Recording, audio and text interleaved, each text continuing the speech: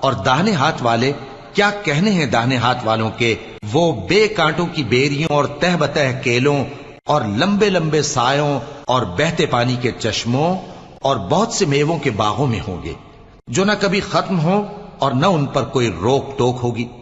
اور اونچے اونچے بستروں پر آرام کریں گے۔